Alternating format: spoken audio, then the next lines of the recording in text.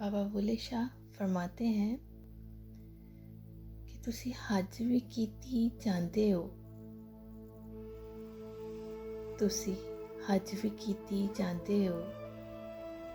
तुसी लहू भी पीती जांदे हो, खोके माल यतीमां दा ते भेज मसीती जांदे हो, तुसी फट दिलां दे सींदे नहीं ते टोपियां सीती जांदे हो, नफ्स ते छुरी फेरदे नहीं